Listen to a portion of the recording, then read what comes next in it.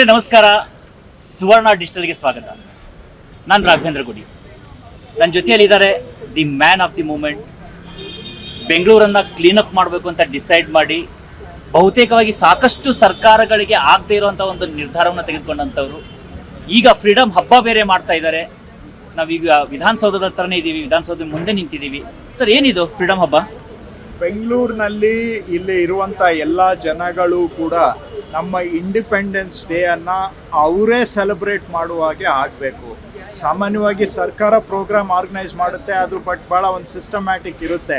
ಅದರಲ್ಲಿ ಸ್ವಲ್ಪ emotional connect ಅಷ್ಟಕ್ಕಷ್ಟೇ ಇರುತ್ತೆ. ಹಾಗಾಗಿ ಈ ಬಾರಿ ಆಗಸ್ಟ್ 15 ಇಂಡಿಪೆಂಡೆನ್ಸ್ ಡೇ ದಿನ ವಿಧಾನಸೌಧ ಮತ್ತು ಹೈಕೋರ್ಟ್ ಮಧ್ಯ ವಿಧಾನಸೌಧ ಸುತ್ತ ಜನಗಳಿಗೆ ಇದನ್ನು ಓಪನ್ ಅಪ್ ಮಾಡಿ ಜನ ಬಂದು ಇಲ್ಲಿ ನಮ್ಮ ಇಂಡಿಪೆಂಡೆನ್ಸ್ ಡೇಯನ್ನು ಸೆಲೆಬ್ರೇಟ್ ಮಾಡೋದು. ಜೊತೆಗೆ ಮ್ಯೂಸಿಕಲ್ ಕಾನ್ಸರ್ಟ್ಸ್ ಇರುತ್ತೆ, ಮಕ್ಕಳಿಗೆ ವಿಶೇಷವಾಗಿ ಜಾಸ್ತಿ ಆ್ಯಕ್ಟಿವಿಟೀಸ್ ಇರುತ್ತೆ, ಫುಡ್ ಸ್ಟಾಲ್ಸ್ ಇರುತ್ತೆ, ಕ್ರಾಫ್ಟ್ ಸ್ಟಾಲ್ಗಳಿರ್ತವೆ. ಒಟ್ಟಾರೆ ಜನ ಬೆಂಗಳೂರಲ್ಲಿ ಫ್ರೀಡಮ್ ಇಂಡಿಪೆಂಡೆನ್ಸ್ ಡೇಯನ್ನು ಸೆಲೆಬ್ರೇಟ್ ಮಾಡಬೇಕು. ಇನ್ನೊಂದು ಕಲ್ಚರಲ್ ಆ್ಯಕ್ಟಿವಿಟೀಸ್ ನಡೀತಾ ಇರಬೇಕು ಬೆಂಗಳೂರಲ್ಲಿ, ಇದು ಮುಖ್ಯ.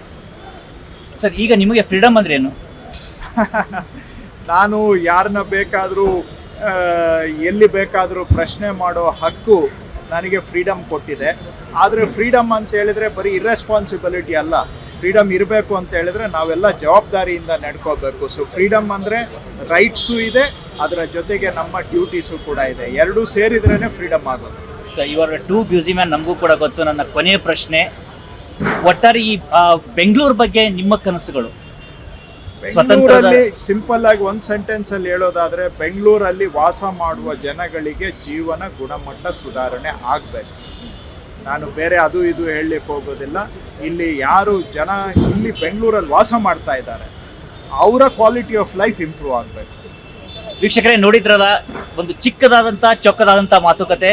ನೀವು ಕೂಡ ಈ ಫ್ರೀಡಮ್ ಹಬ್ಬಕ್ಕೆ ಬನ್ನಿ. ವಿಧಾನಸೌಧ ಎಲ್ರಿಗೂ ತೆರೆದಿರುತ್ತೆ. Sir, thank you. Yes, thank you. ವೀಕ್ಷಕರೇ, ನೋಡಿದ್ರಲ್ಲ, ಇದೇ ರೀತಿಯಾಗಿ ನಮ್ಮ ಡಿಜಿಟಲ್ ಜೊತೆಯಲ್ಲಿ ಜಾಯ್ನ್ ಆಗ್ತೀರಿ, ನೋಡ್ತೀರಿ ಸುವರ್ಣ ಡಿಜಿಟಲ್, ಸುವರ್ಣ ಟಿವಿ ಮತ್ತು ಓದ್ತಾ ಇರಿ ಕನ್ನಡಪ್ರಭ ನ್ಯೂಸ್ ಪೇಪರ್.